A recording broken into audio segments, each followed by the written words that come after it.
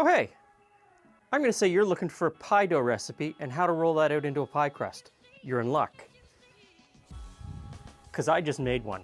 This is an all butter pie crust, really easy to make. Here's what I did. So into the food processor goes half of my flour,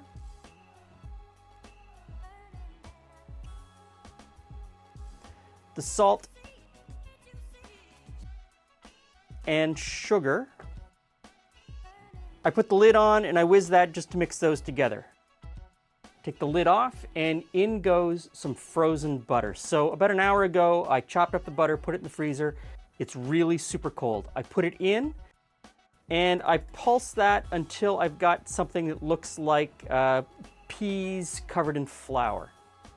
Then I put the rest of the flour in and I pulse that until I've got something that looks like smaller peas coated in flour. At that point, while I'm pulsing it, I drizzle in some water. Now this recipe gives a range of the amount of water, and every time you do this, it's going to use a different amount. One of the easiest things to do with this method is to put too much water in, and what you end up with is a sticky, goopy paste. You don't want that. Pour that out onto your countertop and just sort of work it together into one cohesive mass. You don't want to knead it, you don't want to touch it too much.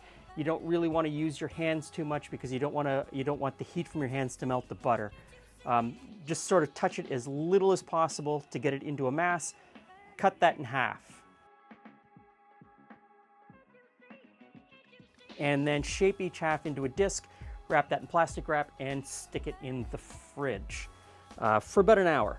You know what, if you don't have an hour to stick it in the fridge, you can roll it out almost immediately. It's a little more difficult to work, but it can be done. So for rolling it out, again, really simple. Flour your countertop and your rolling pin.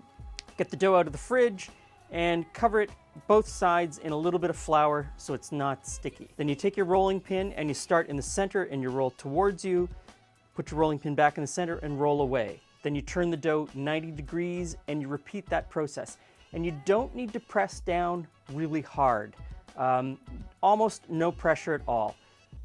Keep doing that, keep rotating it 90 degrees, do it again, 90 degrees. Don't be afraid to pick up your dough and turn it over and make sure that there's enough flour underneath so it's not sticking to your countertop.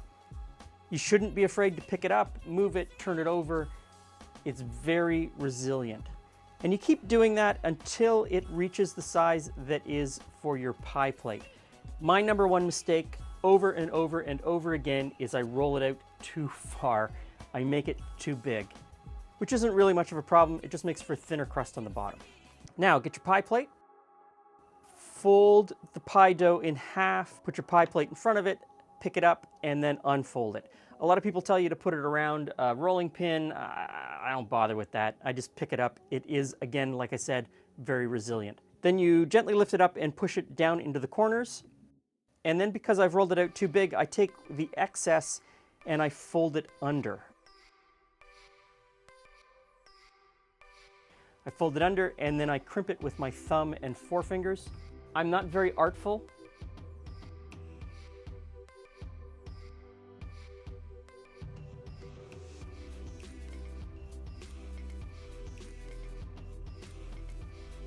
So that was pretty simple, wasn't it? And don't worry about your top edge. If it doesn't look perfect, that's fine. The only way this looks perfect is if you've got a team of food stylists working behind the scenes to make it that way. Isn't that right, Martha? So do the best you can, you know, and if you want machine made and you want it to look like machine made, then buy machine made. Otherwise, this is going to be fantastic for any pie filling. Thanks for stopping by. See you again soon. And if you haven't already subscribed, please subscribe now and smash that notification bell so you find out about our new videos as soon as they come out.